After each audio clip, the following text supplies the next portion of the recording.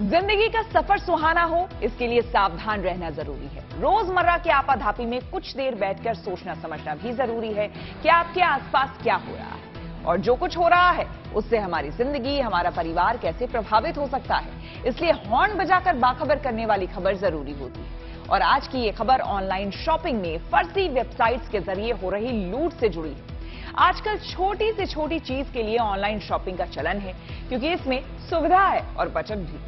लेकिन इसमें जरा सी लापरवाही आपको बहुत भारी पड़ सकती है। नोएडा पुलिस ने एक ऐसे गैंग को गिरफ्तार किया है जो बड़े स्टोर की फर्जी वेबसाइट्स बनाकर बेहद सस्ते सामान का ऑफर देते थे और जैसे ही लोग ऑनलाइन शॉपिंग करने के बाद पेमेंट करते थे, उनके खाते में सेंध लगाई जाती थी। लूट के इस तरीके के आप शिकार ना हो, इसलिए हॉर्न बजाना जरूरी है।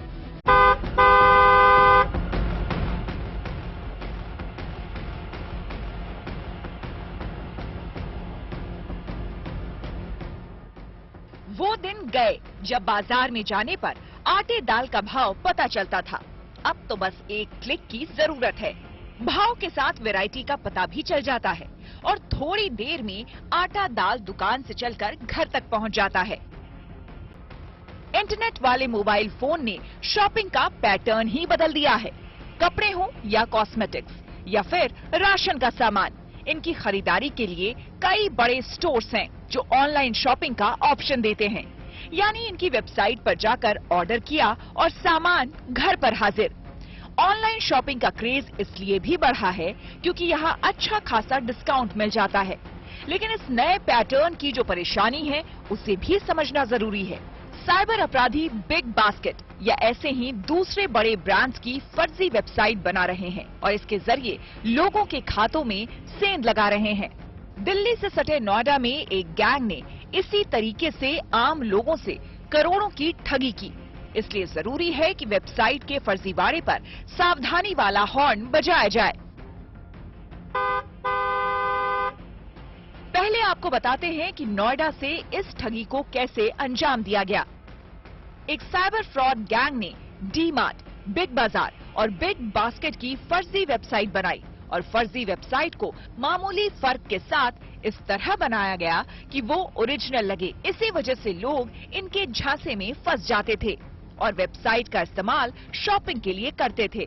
इसके साथ ही वेबसाइट्स पर लोगों को डिस्काउंट और बेहद सस्ती कीमत पर प्रोडक्ट्स ऑफर किया जाता था। इसकी वजह से भी लोग उनके जाल में आसानी से फंस जाते थे। जाहिर है लोगों ने फर्जी वेबसाइट्स को बिग बास्केट या बिग बाजार की ओरिजिनल वेबसाइट समझा। वहां सस्ते प्रोडक्ट देखकर वो खुद को शॉपिंग के लिए रोक नहीं पाए। पहले सामान ऑर्डर किया और फिर उसकी पेमेंट भी कर दी।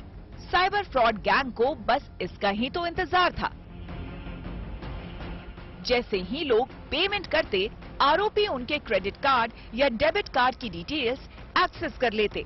बाद में इसका इस्तेमाल करके बैंक अकाउंट से पैसे उड़ा लिए जाते। इस तरह इस गैंग ने मशहूर ऑनलाइन शॉपिंग ब्रांड की फेक वेबसाइट बनाकर लोगों से करोड़ों रुपए की ठगी की।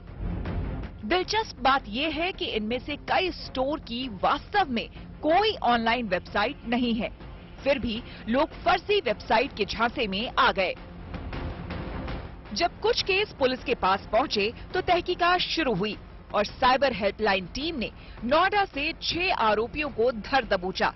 पता चला कि आरोपियों ने न सिर्फ नोएडा बल्कि दिल्ली एनसीआर के कई लोगों को अपना शिकार बनाया था। लेकिन इस गैंग के पकड़े जाने का ये मतलब नहीं कि खतरा हमेशा के लिए खत्म हो गया है। मुमकिन है कि ऐसे कई ठग या ठगों का गैंग आपके खाते में सेंध लगाने के फिराक में हो। इसलिए आपका बेहद सावधान रहना जरूरी है। किसी वेबसाइट पर शॉपिंग करने से पहले उसकी स्पेलिंग और दूसरी डिटेल्स जरूर चेक करें और अपने कार्ड डिटेल्स को किसी भी वेबसाइट पर सेव करके ना रखें। खुद भी सतर्क रहें और दूसरों को सावधान करने के लिए हॉर्न बजाएं। Bureau report, good news today. फर्जी वेबसाइट्स के जरिए ऐसे फर्जीवाड़े को कैसे अंजाम दिया जाता है और इससे बचने के लिए क्या सावधानियां बरतनी चाहिए, इसे समझने के लिए हमने बात की साइबर एक्सपर्ट अमित दुबे से। फर्जी ई कॉमर्स वेबसाइट बनाकर क्रेडिबल नाम से लोगों को ठगना ये बहुत पुरानी मोडस ऑपरेंडी है। इस बार डीमार्ट और जो बिग बाजार की वेबसाइट बनाकर लोगों को सस्ते प्रोडक्ट ऑफर किए गए। लोग उस वेबसाइट पर भरोसा कर लेते हैं, पैसे ट्रांसफर भी कर देते हैं, लेकिन उनको प्रोडक्ट मिलता नहीं। ये एक बहुत कॉमन तरीका है, कई सालों से हो रहा है। खास तौर से जब कोई फेस्टिवल सीजन होता है तो ऐसी वेबसाइट बहुत बढ़ जाती है, और जो भी ये बड़े बड़े ब्रांड हैं उनके नाम पर वेबसाइट, सिमिलर वेबसाइट खुलने लगती हैं, जो दिखती बिल्कुल वैसे ही है, और उसके आगे पीछे कोई एक्स्ट्रा वर्ड डाल देंगे, जैसे कि चीप सेल bigbazaar.com या सेल वर्ड डाल दिया, या डिस्काउंट वर्ड डाल दिया, डिस्काउंट bigbazaar.com करके, और उसके बाद लोगों को वो अलग अलग चैनल से भेजा जाता है, ग्रुप्स के थ्रू, सोशल मीडिया के थ्रू। कई बार लोग को ईमेल भी आती हैं और उसमें वो लोग भरोसा कर लेते हैं कि अरे इसमें 50% डिस्काउंट पर ये मिल रहा है, 80% डिस्काउंट पर ये मिल रहा है, और लोग उस पर पैसे भी ट्रांसफर कर देते हैं।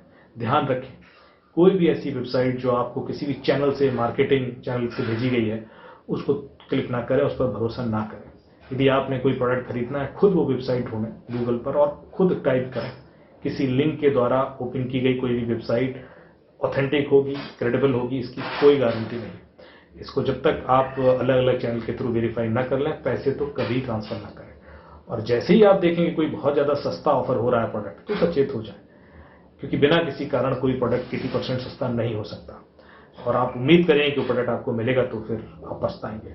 इसलिए ध्यान रखें, सचेत रहें और लोगों को बताएं। शरीर का वजन कम करने के लिए लोग बड़े जतन करते हैं। डाइटिंग और एक्सरसाइज के साथ वजन कम करने के लिए इन दिनों दवाओं का भी इस्तेमाल हो रहा है। एक और चीज जो चलन में है वो है गैस्ट्रिक बलून और गैस्ट्रिक सर्जरी।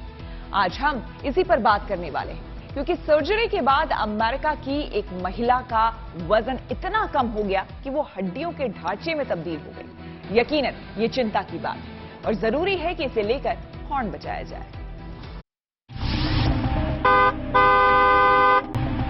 वजन जरूरत से ज्यादा है तो हर तरह की समस्या है। कभी बीमारियों की दस्तक है तो कभी जिंदगी की रेस में पिछड़ जाने का गम। सपने देखने में तो कोई प्रॉब्लम नहीं, लेकिन ऐसे वजन के साथ सपनों को कैसे पूरा करे कोई, और वजन को लेकर कब तक ताने सुने कोई।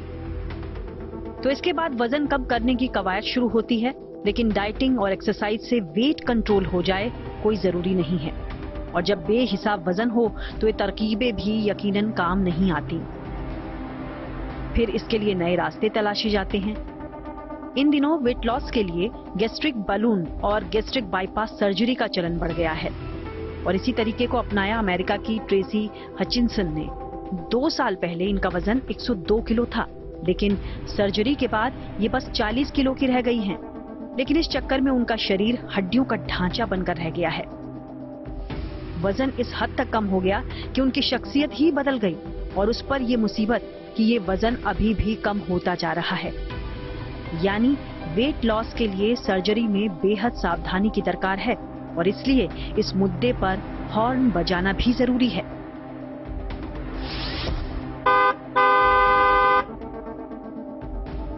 पहले आपको बताते हैं कि ये पूरा मामला आखिर क्या है।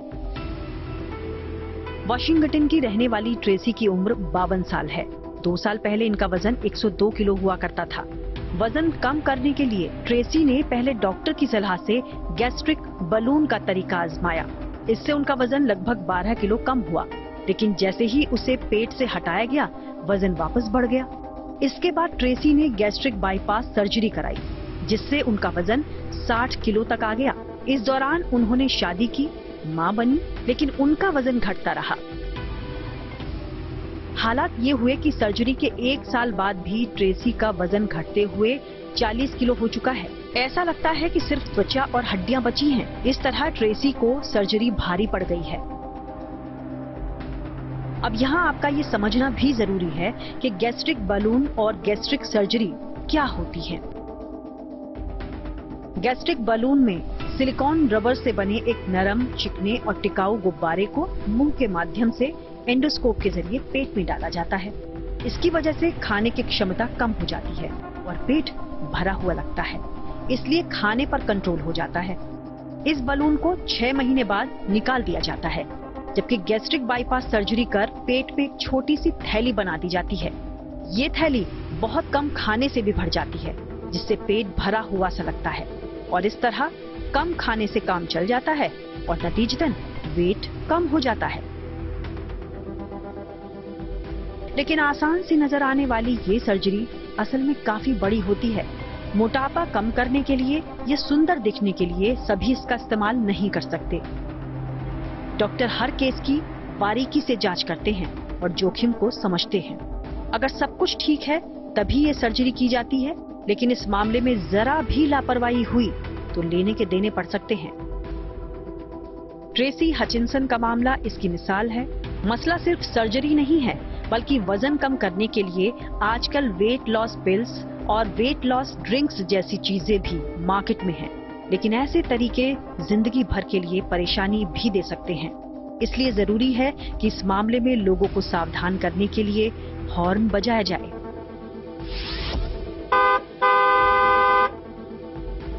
Bureau report, good news today. Gastric balloon या सर्जरी क्या है और इसे लेकर एहतियात बरतने की जरूरत क्यों है, इसे हमने समझा रोजवॉक हॉस्पिटल के डॉक्टर रजत गोयल से।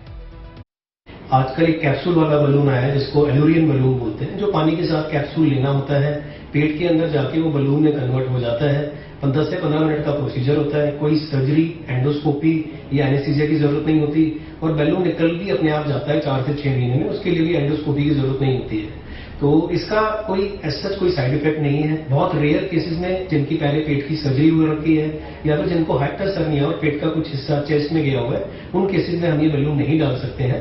या फिर उन केसेस के अंदर जो कि ब्लड थिनर ले रहे हैं या फिर जो स्लीप एपनिया की वजह से पंप लगाया हुआ है, उसके अंदर भी हम ये बलून सिलेक्टेड केसेस में ही डालते हैं। अदरवाइज ये बहुत सेफ बलून है। इस बलून को डालने के बाद आपका ऐसा लगता है कि छोटा सा बच्चा एक पेट में आ गया है, तो ब्रेन को सिग्नल जाता है कि पेट भरा हुआ है, तो आदमी खाना कम खाता है, क्वांटिटी ऑफ डाइट पे कंट्रोल आ जाता है। अगर आप क्वालिटी ऑफ डाइट भी कंट्रोल कर लेते हैं तो आपका बहुत अच्छा वेट लॉस होता है। कंपनी के मुताबिक 15% ऑफ टोटल वेट लॉस 4 से 6 महीने में होता है, जिसके बाद बलून ही अपने आप निकल जाता है। और जिसको दोबारा डलाना है वो 3 महीने वेट करके दोबारा भी बलून डलवा सकता है। तो आप इससे इस प्रोसीजर को, क्योंकि इसमें कोई सर्जरी नहीं है, कोई एनेस्थीसिया नहीं है, कोई एंडोस्कोपी नहीं है, तो बहुत हाई रिस्क लोग जो कि सर्जरी नहीं करा सकते या जो लोग सर्जरी कराने से डरते हैं या जिनका वजन इतना ज्यादा नहीं है कि सर्जरी की जरूरत हो, वो ये बलून करा सकते हैं और बहुत अच्छे रिजल्ट्स पा सकते हैं। लेकिन अगर आप हेल्दी लाइफस्टाइल अडॉप्ट नहीं करेंगे तो चाहे आप बलून कराएं, चाहे आप सर्जरी कराएं, आप सक्सेसफुल नहीं हो पाएंगे। तो आपको हेल्दी लाइफस्टाइल तो अडॉप्ट करना ही है और बलून इसके अंदर बहुत आसानी से आपकी मदद कर सकता है। सोचिए, अगर आपके पास किसी सीनियर पुलिस ऑफिसर का फोन आए और वो कहे कि आपके खाते से टेरर फंडिंग के लिए ट्रांजैक्शन हुई है, तो यकीनन आप परेशान हो जाएंगे। लेकिन अगर इस झांसे में आ गए तो आपका खाता खाली हो सकता है। इसी तरीके का इस्तेमाल करके महाराष्ट्र में एक महिला इंजीनियर से लाखों रुपए की ठगी की गई। इसलिए जरूरी है कि ऐसे फर्जीवाड़े पर हॉर्न बजाया जाए।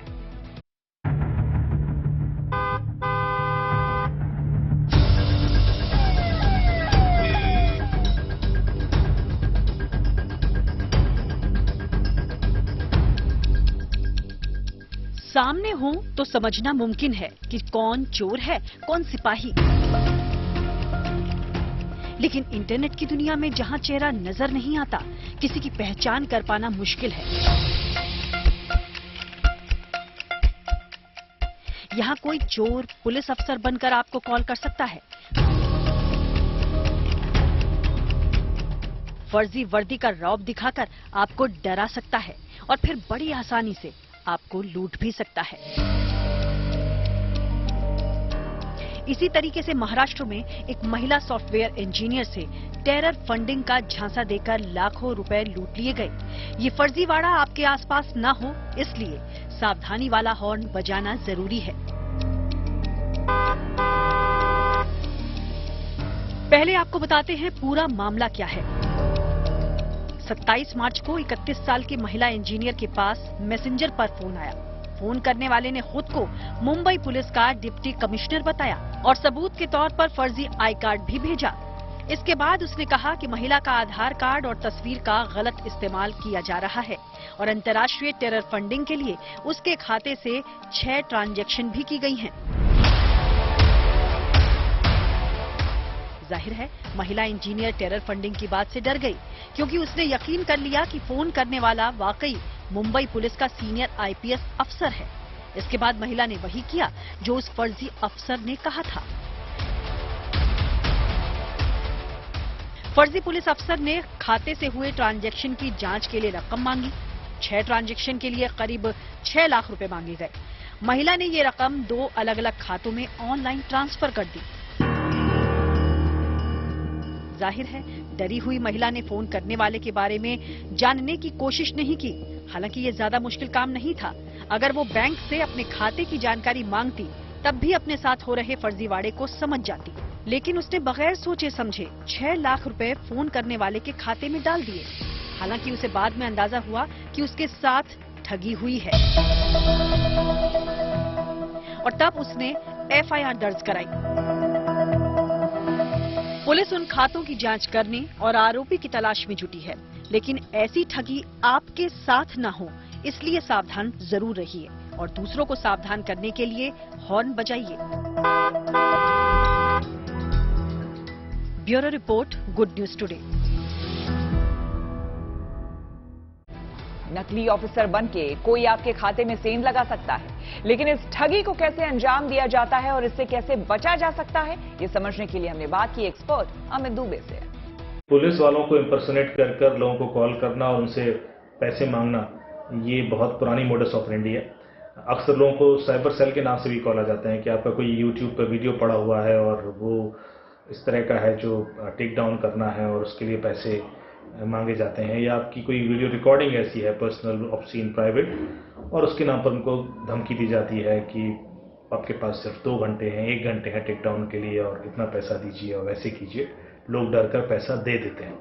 यहाँ पर मामला थोड़ा सा और आगे गया कि एक लड़की के अकाउंट से कुछ ट्रांजेक्शन दिखाकर ये बोला गया कि वो टेररिस्ट फंडिंग हुई है उसके अकाउंट से और उसकी वेरिफिकेशन के नाम पर उससे पैसे मांगे गए। चूंकि कॉल एक IPS को इम्पर्सोनेट किया गया था, तो लोग डर जाते हैं और उस डर में उसने पैसे दे दिए।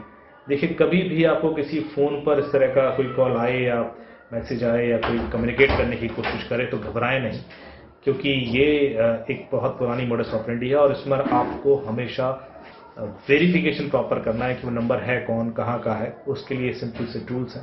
आप ट्रू कॉलर पर भी जाके देख सकते हैं, आप गूगल भी कर सकते हैं और तुरंत किसी और माध्यम से उस व्यक्ति से संपर्क करें, क्योंकि पैसे ऐसे ऑनलाइन कभी कोई नहीं मांगता है और ना ही किसी फोन पर आपसे पैसे मांग सकता है। ये सिर्फ डराकर कोई क्रिमिनल ही कर सकता है। तो इसलिए यदि ऐसा कुछ हो रहा है तो तुरंत सचेत हो जाएं और इस पर कभी भी कोई पैसे का ट्रांजैक्शन ना करें। वैसे आपको बता दें कि फर्जी अफसर बनकर लोगों को चूना लगाने का ये कोई पहला मामला नहीं है। अक्सर ऐसे मामले सामने आते हैं जहां पुलिस या फिर आर्मी की वर्दी पहनकर लोगों से ठगी की जाती है। लेकिन कुछ दिन पहले एक ऐसा फर्जीवाड़ा सामने आया कि लोग चौंक गए थे। किरण पटेल नाम का एक आदमी, जो कि जम्मू कश्मीर में गिरफ्तार किया गया था, जो फर्जी PMO अफसर बनकर लोगों की आंखों में धूल झोंक रहा था। किरण पटेल खुद को PMO का एडिशनल डायरेक्टर बताता था। Z+ सिक्योरिटी और बुलेट प्रूफ SUV के साथ चलता था और 5 स्टार होटल में रुकता था। इतना ही नहीं, PMO का अधिकारी बनकर उसने कई जगहों की यात्राएं की। कश्मीर के कई वीडियो उसने ट्विटर पर शेयर किए थे, जिसमें वो CRPF के जवानों के साथ नजर आ रहा था। कुल मिलाकर उसने बड़ी सफाई के साथ धोखा दिया। मुमकिन है कि इस दौरान उसने कुछ लोगों से ठगी भी की हो, लेकिन हैरत की बात यह है कि इस दौरान किसी को उस पर कोई शक नहीं हुआ। हालांकि अगर उसका आई कार्ड देखा जाता और वेरीफाई किया जाता तो उसे पहले ही पकड़ा जा सकता था। बहरहाल, ऐसे ठगों से बचने के लिए जरूरी है कि आप सावधान रहे, बड़ी पोस्ट या रौबदार अंदाज के झांसे में ना आए। जब तक तसल्ली ना हो जाए, उनसे अपनी बैंक डिटेल या फिर रकम उन्हें ना दें। न्यूज पथ पर आगे पब्लिक होर्डिंग पर दिल्ली से जुड़ी एक अच्छी खबर। दिल्ली की सड़कों पर फिर से बाइक टैक्सी शुरू होने की उम्मीद जगी है। आपको बता दें कि एक मीडिया रिपोर्ट के मुताबिक दिल्ली सरकार जल्द ही एक नई एग्रीगेटर पॉलिसी लेकर लागू करने जा रही है, जिसके बाद फिर से बाइक टैक्सी चलाने का रास्ता साफ हो जाएगा। दिल्ली के परिवहन मंत्री कैलाश गहलोत ने अंग्रेजी अखबार टाइम्स ऑफ इंडिया को बताया कि दिल्ली में नई एग्रीगेटर पॉलिसी कुछ महीनों में लागू हो सकती है। इस पॉलिसी में दिल्ली की सड़कों पर बाइक टैक्सी चलाने का भी प्रावधान किया गया है। दिल्ली सरकार ने इसी साल फरवरी में राजधानी में ओला, उबर और रैपिडो की बाइक टैक्सी सर्विस पर रोक लगाने का आदेश जारी किया था। दिल्ली सरकार के आदेश का उल्लंघन करने पर बाइक टैक्सी चलाने वाले ड्राइवर्स के खिलाफ कानूनी कार्रवाई की गई थी। रिपोर्ट के अनुसार दिल्ली ट्रांसपोर्ट डिपार्टमेंट के एक वरिष्ठ अधिकारी ने कहा कि नई पॉलिसी के तहत इलेक्ट्रिक बाइक को प्राथमिकता दी जाएगी और इलेक्ट्रिक वाहन वाले एग्रीगेटर्स को इलेक्ट्रिक बाइक टैक्सी चलाने की अनुमति दी जाएगी। पॉलिसी के तहत बाइक टैक्सी ड्राइवर को पुलिस वेरिफिकेशन के बाद एक कमर्शियल सर्विस बैच दिया जाएगा। उसके बाद बाइक टैक्सी में इस्तेमाल होने वाले दोपहिया वाहन को पीले कमर्शियल नंबर प्लेट जारी होंगे। अधिकारी के मुताबिक इस एग्रीगेटर पॉलिसी को लागू करने के लिए संबंधित मंत्रालय और दिल्ली के लेफ्टिनेंट गवर्नर से मंजूरी का इंतजार है। जाहिर है कि इस पॉलिसी के लागू होने से उन हजारों टैक्सी ड्राइवर्स का फायदा होगा जो कि इस काम से अपनी रोजी रोटी कमा रहे थे। वहीं उन यात्रियों को भी फायदा होगा जो कैब के मुकाबले बाइक टैक्सी से कम पैसों में सफर कर रहे थे।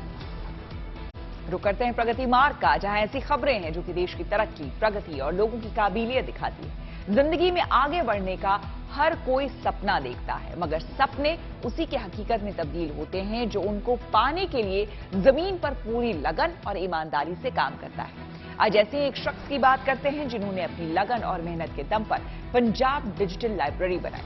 आपको बताते हैं चंडीगढ़ की इस डिजिटल लाइब्रेरी को तैयार करने के पीछे की आखिर सोच क्या रही।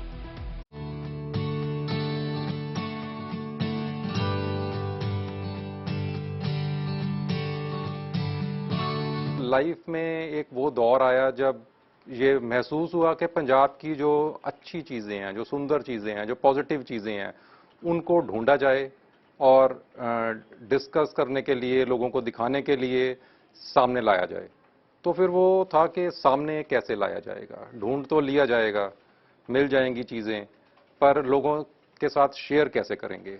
तो डिजिटल टेक्नोलॉजी उस वक्त नई नई अभी आ रही थी इंडिया में खास करके। तो दिस वाज द रीज़न कि हमने सोचा कि पॉजिटिव चीज़ों को ढूंढ के डिजिटली प्रिजर्व किया जाए, सिर्फ इस जनरेशन के लिए नहीं, आने वाली सभी जनरेशंस। पंजाब में डिजिटल लाइब्रेरी के जरिए देविंदर सिंह सालों से यहाँ की ऐतिहासिक विरासतों को सहेज रहे हैं। 2003 में ये सफर शुरू हुआ। इस अनोखी लाइब्रेरी में पुराने सिक्के, मैन्युस्क्रिप्ट, किताबें, अखबार, डायरी और फुलकारी समेत कई बेशकीमती विरासत देखने को मिल जाएंगी। Manuscripts, books, newspapers, magazines, diaries, coins, medals, anything which is lying in Punjab, which represents Punjab. तो वो that is our agenda कि उसको कंप्यूटर में प्रिजर्व किया जाए। देविंदर सिंह कहते हैं कि करीबन 60 मिलियन पेज तक डिजिटलाइज कर दिया गया है। 20 साल तय कर चुकी ये अनोखी लाइब्रेरी कुछ खास वजहों से देखने लायक है। सबसे पुराना जो मैन्युस्क्रिप्ट हमने डिजिटाइज किया है वो कुरुक्षेत्र यूनिवर्सिटी से किया है। दे क्लेम के वो 15th सेंचुरी का है, तो बट इट्स नॉट डेटेड। उसके बाद जो पंजाब में हमने किया है वो है गुरु ग्रंथ साहब का मैन्युस्क्रिप्ट 1653 का, विच इज गुरु हरराय साहब पीरियड, 7th सिख गुरु। तो उसके आगे चलते हैं तो there is another manuscript of Guru Granth Sahib, वो 1676 की है। वो मैन्युस्क्रिप्ट गुरु तेग बहादुर साहब ने साइन की हुई है। These are manuscripts. अगर बुक्स में आए तो oldest book is I think 1782 की। It's the book is map of Hindustan. तो it is a very interesting book. उसमें एक बहुत बड़ा पूरे हिंदुस्तान का नक्शा है, उसमें कौन कौन से राज्य हैं, कौन कौन सी स्टेट्स हैं, उनका ब्रिटिश के साथ क्या रिलेशनशिप है, so how they are performing, वो बहुत सारी डिटेल्स हैं उसमें। It's a very rare book. Devinder Pal मानते हैं कि ऐतिहासिक चीजों से भरपूर उनका डिजिटल लाइब्रेरी का सपना समाज के सामने एक मॉडल सेट करना है। हमको लगता है कि अगर हम पंजाब का बचा लें तो वी कैन क्रिएट लाइक ये हमने 2003 में सोचा कि अगर हम पंजाब का बचा लें तो वो एक मॉडल सेट कर रहे हैं हम, जिसको कोई स्टेट, कोई देश भी फॉलो कर सकता है कि वॉलंटियर वर्क करके भी हेरिटेज को बचाया जा सकता है। बकौल देविंदर सिंह ये काम इतना आसान नहीं था, लेकिन जब मकसद पंजाब की ऐतिहासिक विरासत को संजोने का था तो इसको डिजिटली रूप देना वक्त की दरकार भी है। उनकी ये ख्वाहिश है कि वो पंजाब समेत बाकी देश ही नहीं बल्कि दुनिया में भी इस लाइब्रेरी की एग्जीबिशन लगाएं, जिससे लोग बाग पंजाब की समृद्ध ऐतिहासिक विरासत से रूबरू हो सकें। Bureau report, good news today. अब एक ऐसे शख्स की मेहनत को आपके सामने ला रहे हैं जिसने अपने शौक को समाज के सामने एक मिसाल की तरह पेश किया। परविंदर सिंह ने मोहाली में एक ऐसा सिख म्यूजियम बनाया जिसके जरिए लोग सिख समुदाय के इतिहास को समझ पाए। देखिए मोहाली से ललित शर्मा की ये खास रिपोर्ट।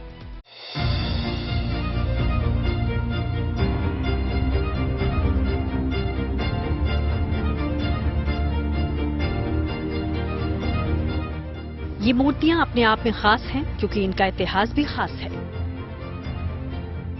जानते हैं आखिर यहाँ कौन से समाज की समृद्ध कहानियां उकेरी जा रही। सिख धर्म का जो इतिहास है ज्यादा पुराना नहीं, सिर्फ 400-500 साल पुराना इतिहास है। यही सोचे चला था क्योंकि ऐसा कोई म्यूजियम बनाया जाए जिससे हम नवी पीढ़ी, नवी जनरेशन को सिख इतिहास की जानकारी दे सकें। इसलिए करीब 22 साल से मैं सिख शहीदों के ऐसे मॉडल बना रहा हूँ।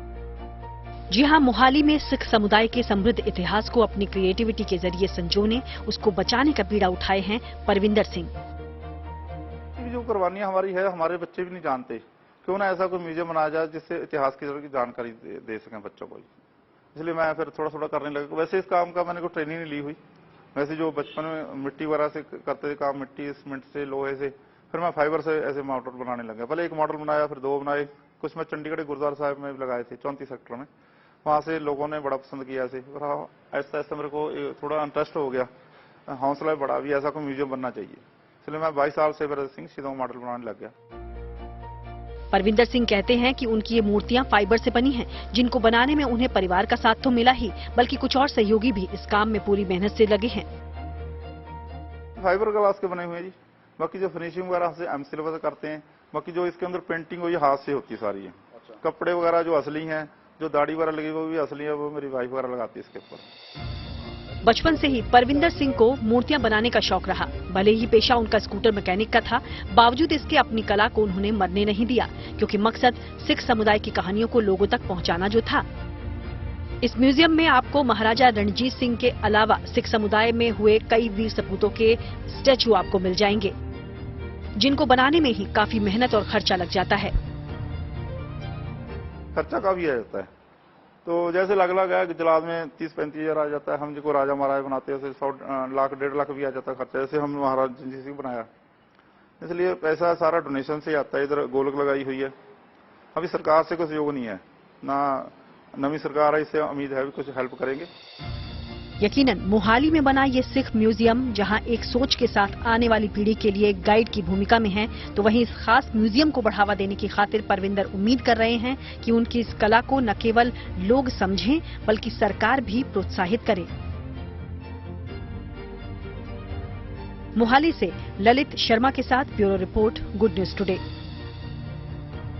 न्यूज पथ पर आगे पब्लिक होर्डिंग पर उत्तर प्रदेश के गांव से जुड़ी एक बड़ी खबर। उत्तर प्रदेश सरकार ने गांव में साफ सफाई के लिए एक योजना तैयार की है। यूपी सरकार गांव में स्वच्छता बनाए रखने के लिए स्थानीय लोगों और सफाई कर्मियों को जरूरी ट्रेनिंग देगी। सरकार की ओर से जारी बयान में कहा गया है कि गांव के लगभग 83,000 लोगों को स्वच्छता की ट्रेनिंग दी जाएगी। ट्रेनिंग पाने वालों में गांव के प्रधान और ब्लॉक मोटिवेटर्स से लेकर पंचायत असिस्टेंट शामिल होंगे। इन सभी को 20 जिला पंचायत संसाधन केंद्रों और लखनऊ के पंचायती राज ट्रेनिंग इंस्टीट्यूट में ट्रेनिंग दी जाएगी। स्वच्छ भारत मिशन के दूसरे चरण में राज्य की 25,145 ग्राम पंचायतों को कवर किया जाएगा। इस मिशन के तहत 43,242 राजस्व गांवों को कवर करने का लक्ष्य रखा गया है। इस दौरान सूखे और गीले कचरे को मैनेज करने के बारे में अभियान लॉन्च किया जाएगा। स्वच्छता की ट्रेनिंग देने के लिए हर एक ट्रेनिंग सेंटर पर 6 मास्टर ट्रेनर नियुक्त किए गए हैं। इन मास्टर ट्रेनर को पंचायत राज निदेशालय पर ट्रेनिंग दी गई है। अगला मुद्दा नई फिल्म आदि पुरुष से जुड़ा है, जो कि रिलीज से पहले ही विवादों में घिरती जा रही है। फिल्म के पहले पोस्टर पर कोई विवाद के अब नए पोस्टर पर भी विवाद छिड़ गया है। डायरेक्टर ओम राउत की फिल्म के नए पोस्टर में एक्टर प्रभास और सनी सिंह राम और लक्ष्मण की भूमिका में धोती पहने हुए हैं और धनुष बाण लिए हुए हैं। वहीं फिल्म के पोस्टर में सीता बनी एक्ट्रेस कृति सनन अपना सिर ढके साधारण साड़ी पहने हुए हैं। इसके अलावा हनुमान की भूमिका में नजर आ रहे एक्टर देवदत्त हाथ जोड़कर जमीन पर घुटनों के बल झुककर बैठे हुए हैं। रामनवमी के दिन जारी हुए इस पोस्टर पर विवाद बढ़ा। अब पुलिस तक ये पहुंच गया है। मुंबई में फिल्म के डायरेक्टर, प्रोड्यूसर और स्टार कास्ट के खिलाफ एफआईआर दर्ज कराई गई है। संजय दीनानाथ तिवारी नाम के सनातन धर्म प्रचारक ने मुंबई के साकिनाका पुलिस स्टेशन में आदि पुरुष के पोस्टर को लेकर शिकायत दर्ज कराई है। बॉम्बे हाई कोर्ट के वकील आशीष राज और पंकज मिश्रा के जरिए दर्ज कराई गई इस शिकायत में आरोप लगाया गया है कि आदि पुरुष के नए पोस्टर से लोगों की धार्मिक भावनाएं आहत हुई हैं।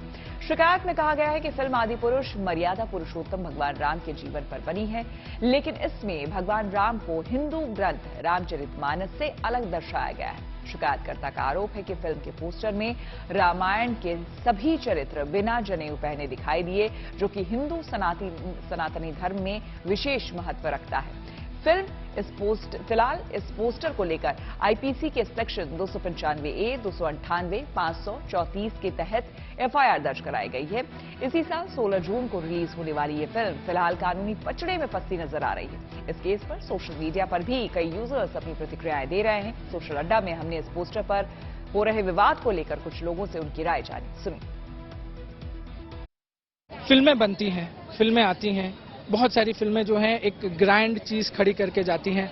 ऐसे में आपने पहले पोस्टर देखा इसका, राम जी जो पोस्टर में खड़े हैं, आदि पुरुष का पोस्टर देखा, आपको क्या लगा, ऐसा क्या दिक्कत है? जिस प्रकार से फिल्म आदि पुरुष जो बिग बजट फिल्म बोल के सब जगह पे उसका प्रमोशन किया जा रहा है, उस फिल्म में भगवान श्री राम और श्री हनुमान जी का जिस प्रकार से उन्होंने टीजर में और पोस्टर में गलत तरीके से जो कि छवि है उसको दिखाया गया है, फिर उसके बाद में उसके ऊपर एक साकिनाका पुलिस स्टेशन में गुना दाखिल हुआ, फिर उसके बाद दूसरा पोस्टर रिलीज हुआ, उसमें भी गलत तरीके से दिखाया है। तो हमारे हिंदू देवी देवता के ऊपर कौन सा भी गलत तरीके से अगर प्रेजेंट करना चाहेंगे, फिर वो कोई भी होने दो, कितनी भी बिग बजट फिल्म होने दो, एज ए हिंदू हम ये चीज सहन नहीं करेंगे। सर आप क्या मानते हैं, क्योंकि ये ऐसा विवाद जो है वो पहली बार नहीं हुआ है, बहुत सारे पिक्चरों में हमने फिल्मों में देखा ऐसा विवाद हुआ है। आदि पुरुष का विवाद थोड़ा सा अलग है, जिस तरीके से एनिमेशन अच्छे करने के चक्कर में जो चीजें हुई बहुत विवाद हुआ। अब पोस्टर है, आपने पोस्टर देखा, वो पोस्टर में आपको क्या लगा, क्या गलत है? जिस प्रकार से अभी इन्होंने कहा कि हमारे हिंदू देवत है, उनके बारे में तुमको अगर फिल्म बनानी है तो इतने लोग हैं, उनका एनिमेशन करो, जिनकी हम श्रद्धा करते हैं, जिनको हम पूजन करते हैं, उनके तुम अलग अलग फेसेस बनाओगे, उनको तुम अलग अलग एनिमेशन करोगे, ये योग्य है क्या? तो हमारा खाली मुंबई की जनता का यही रिक्वेस्ट है और यही विनंती है और यही आदेश है कि हमारे हिंदू देवों के बारे में उसके ऐसी एनिमेशन नहीं करो, ये हमको मान्य नहीं है। अभी कैसा है, कोई भी मूवी बनता है तो मूवी बनाने वाले को ये समझ में आना चाहिए कि मूवी एक आईना होता है, कि लोग मूवी को देख के जो सही मानते हैं, ठीक है, और अभी जो हमारी जो न्यू जनरेशन पीढ़ी है उनको भी वही लगेगा कि उस तरीके के थे जो नहीं है। तो इस प्रकार हमारे हिंदू देवताओं को तुम ऐसे बदनाम या फिर गलत इसमें मत दिखाया करो, जिससे बच्चे देखेंगे और उनके माइंड में एक अलग सेट होगा कि अरे ऐसे भगवान थे, पर वैसे नहीं है। तो अगर ऐसा कुछ रहेगा तो हम सबका विरोध है उस चीज पर कि हम उसको ऐसे फिल्म को आगे नहीं चलने देंगे। पोस्टर में कुछ ज्यादा ही उनको एलेबोरेट किया है और सिनेमैटिक लिबर्टी के नाम पे जो भी वो एक प्रोपेगेंडा सेट कर रहे हैं वो बहुत गलत है। इसके वजह से समाज में अशांति और तेढ़ निर्माण होता है और उसके वजह से जो आम हिंदू लोग हैं या कौन से भी धर्म के लोग हो, सबकी भावना दुखती है। ये सिर्फ वो जो डायरेक्टर से प्रोड्यूसर है उनको सोचना चाहिए कि ऐसे समाज में झगड़ा लगा के कुछ नहीं होगा, इसके वजह से और वाद विवाद होगा और पॉलिटिक्स होगा और पॉलिटिकल ड्रामा होगा। क्योंकि एक तो पहली बात ही हमारे देश में पॉलिटिकल ड्रामा की कमी नहीं है, महाराष्ट्र तो उसका केंद्र बन चुका है। इसकी वजह से हम जनता तंग आ गए। तो एटलीस्ट जो रिस्पॉन्सिबल लोग हैं, डायरेक्टर्स है, प्रोड्यूसर्स है, उन्होंने सोचना चाहिए कि सिनेमैटिक लिबर्टी एक लिमिट तक रखनी चाहिए और किसी की भावनाओं को और धार्मिक भावनाओं को ठेस नहीं पहुंचानी चाहिए। सोचिए, कॉलेज में पढ़ने वाले युवाओं को रोमांस करने के लिए ब्रेक मिले तो कैसा हो, यकीन करना मुश्किल है। लेकिन ऐसी अनोखी योजना दुनिया की सबसे बड़ी आबादी वाले चीन में शुरू की गई है। दरअसल चीन की सरकार गिरती बर्थ रेट से काफी परेशान है और इसे बढ़ाने के लिए कई तरह की योजनाएं चला रही है। चीन की सरकार के राजनीतिक सलाहकारों ने जन्म दर बढ़ाने के लिए कई सिफारिशें की, जिन पर अमल किया जा रहा है। इनमें एक योजना नए शादीशुदा जोड़ों को 1 महीने की पेड लीव देने की है। लेकिन चीन में बर्थ रेट बढ़ाने के लिए अब एक नई योजना कॉलेज में पढ़ने वाले छात्रों के लिए लाई गई है। एक रिपोर्ट के अनुसार चीन के कुछ कॉलेजों में प्यार की तलाश पूरी करने के नाम पर छात्रों को 1 हफ्ते की स्पेशल छुट्टी दी गई है। चीन में फैनमेई एजुकेशन ग्रुप के 9 कॉलेजों में से एक मियायांग फ्लाइंग वोकेशनल कॉलेज ने पहली बार 21 मार्च को स्प्रिंग ब्रेक की घोषणा की है, जिसमें कॉलेज स्टूडेंट्स के रोमांस पर विशेष ध्यान दिया गया है। इसी तरह बाकी के कॉलेजों ने भी 1 अप्रैल से 7 अप्रैल के बीच रोमांस के लिए छुट्टी का ऐलान किया है। कॉलेज प्रशासन ने कहा है कि इस तरह के ब्रेक के दौरान स्टूडेंट्स पहाड़ों पर जा सकते हैं, जिससे उनके अंदर प्रेम की भावना विकसित होगी। ब्रेक के बाद स्टूडेंट्स जब कॉलेज में लौटेंगे तो उनके पढ़ने लिखने की क्षमता में भी सकारात्मक असर होगा। रिपोर्ट के मुताबिक कॉलेज स्टूडेंट्स को ये स्पेशल ब्रेक चीन की सरकार के निर्देश पर दिया गया है। बताया जा रहा है कि कॉलेज प्रशासन के ये प्रयास चीन में जन्म दर को बढ़ावा देने के लिए है। चीन में युवाओं को दिए जा रहे इस रोमांस ब्रेक को लेकर भारतीय युवा क्या सोचते हैं? सोशल अड्डा में हमने कुछ लोगों से बात की, सुनिए उनकी राय। दुनिया भर में सबसे ज्यादा आबादी वाले देश चीन में बर्थ रेट इतनी गिर गई है कि अब सरकार ने तरह तरह की पहल करना शुरू कर दिया है। पहल भी कुछ इस तरह कि अगर आप वहां बच्चे पैदा करते हैं तो आपको कुछ बेनिफिट्स मिलते हैं, लेकिन अब इस कड़ी में एक नया फैसला लिया गया है। दरअसल कुछ चीनी कॉलेजों में बच्चों को स्प्रिंग मौसम में 1 हफ्ते की छुट्टी दी जाएगी। इस छुट्टी से वो प्रकृति के करीब जाएंगे। वहीं दुनिया भर में मीडिया इसे कुछ इस तरह से देख रही है कि ये बच्चों को प्यार करने के लिए दिए जाने वाला 1 हफ्ते का ऑफ होगा। इसे बच्चे कैसे देखते हैं, भारत में स्टूडेंट इस फैसले को कैसे देखते हैं, हम बच्चों से ही बात करेंगे। अच्छा ये बताइए, चीनी सरकार ने इस तरह का फैसला लिया है, कुछ कॉलेज में इसको इम्प्लीमेंट भी किया गया है, जहां 21 मार्च से बच्चों को छुट्टी भी दी गई और कॉलेजों में भी अब दी जाने लगी है। आप इस फैसले को कैसे देखती हैं as a student? As a student अगर इंडिया के पर्सपेक्टिव से देखें तो इंडिया में तो पॉपुलेशन वैसे ही बहुत ज़्यादा है, तो सबसे पहले इंडिया में जॉब्स अगर हों तो पॉपुलेशन ज़्यादा होने का फ़ायदा है। लेकिन आजकल यहाँ पर बच्चे जो हैं वो स्कूल से ही इंडिया में अपना पार्टनर ढूंढना स्टार्ट कर देते हैं। तो अगर चीन की बात की जाए तो उनकी पॉपुलेशन कम है, तो उनके लिए अच्छा फैसला है कंपेयर टू इंडिया। पहली बात तो ऐसे तो पार्टनर मिलता नहीं है। दूसरी बात ये कि अगर उन्होंने ये फैसला लिया है तो ऑब्वियसली पॉपुलेशन बढ़ाने के लिए लिया है, क्योंकि इंडिया में तो ऑलरेडी इस साल तक पॉपुलेशन हमारी बहुत ज़्यादा क्रॉस कर जाएगी। तो मे बी उनको कंपटीशन भी होगा और स्टेट से कि हमारा और कंट्री से भी कि हमारी पॉपुलेशन और ज़्यादा होनी चाहिए। तो उन्होंने मे बी यंगस्टर्स को इसके लिए चुना। मे बी वो मैरिड कपल्स को भी चुन सकते थे, पर यंगस्टर्स को उस पर चुनना क्योंकि उनको लगा कि फनी वो थोड़े होते हैं कि स्कूल टाइम से इन चीज़ों के बारे में सोचते हैं, तो उनके लिए एक टाइम भी होगा कि इस चीज़ पे वो जाएं और इस चीज़ के बारे में सोचें और इजीली हमारी पॉपुलेशन इस पे बढ़ सकती है। तो मुझे ये इनका लग रहा है। बाकी और कुछ भी हो सकता है, वहाँ पे कोई बड़ी बात तो है नहीं ये। और हाँ, इंडिया में अगर होता तो यहाँ के लिए बड़ी बात होती। मेरे ख्याल से कि अगर हम इंडिया के पर्सपेक्टिव से देखते हैं तो चाइना में तो ये सब चीज़ें कॉमन है, तो वहाँ पर अगर ये फैसला लिया गया है तो आई थिंक इसमें कुछ इतना बड़ा नहीं है। लेकिन हाँ, अगर इंडिया में होता तो इसका आई थिंक बहुत बड़ा इशू या कुछ बना देते। और इंडिया में सबसे पहली बात जॉब्स की बहुत ज़्यादा कमी है। इंडिया में अगर ये डिसीजन लिया जाता सो आई थिंक ये वर्कआउट नहीं करता, इसके लोग अगेंस्ट होते।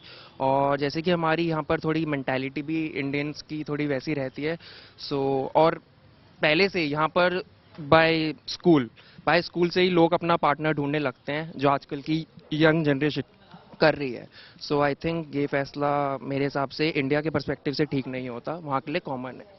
चीन का हमेशा से कंट्रोवर्शियल चीज़ों में मतलब बयान देना या कुछ भी करना बहुत कॉमन है, तो उन्हें मेरे हिसाब से ये जनता पे ही छोड़ देना चाहिए कि उन्हें बर्थ रेट कैसे बढ़ानी है। उसके लिए उन्हें छुट्टी की ज़रूरत ऐसी कोई खास है नहीं। मतलब ये तो पार्टनर ढूंढना और प्यार करना, ये तो मतलब उसके लिए एक दिल से कनेक्शन होना चाहिए ना। कोई उसके लिए हमें 1 हफ्ते की छुट्टी दे दी जाए, ये तो एक अल्टीमेटम टाइप हुआ ना। तो उसमें एकदम से कोई कैसे पार्टनर ढूंढ सकता है? मेरे हिसाब से ये इंडिया में तो वर्क नहीं करेगा, वहाँ उन्होंने पता नहीं क्या सोच के। और मध्य प्रदेश से जुड़ी एक अच्छी खबर, मध्य प्रदेश सरकार ने राज्य में बच्चों की शिक्षा को और बेहतर बनाने के लिए पीएम श्री स्कूल बनाने का फैसला किया है। मध्य प्रदेश कैबिनेट सरकार ने राज्य सरकार ने 730 पीएम श्री स्कूल बनाने को मंजूरी दे दी है। ये स्कूल केंद्र सरकार की योजना के तहत देश भर में विकसित किए जा रहे हैं। 14,500 पीएम श्री स्कूल में शामिल होंगे। इन स्कूलों में राष्ट्रीय शिक्षा नीति के तहत कक्षा 1 से 12वीं तक के छात्रों को अच्छी शिक्षा देने की व्यवस्था होगी। जानकारी के मुताबिक इस योजना के तहत राज्य के 52 जिलों में 104 और 313 ब्लॉक में 626 स्कूल अपग्रेड किए जाएंगे। पीएम श्री स्कूलों को बनाने का 60% खर्च केंद्र सरकार और 40% खर्च राज्य सरकार उठाएगी।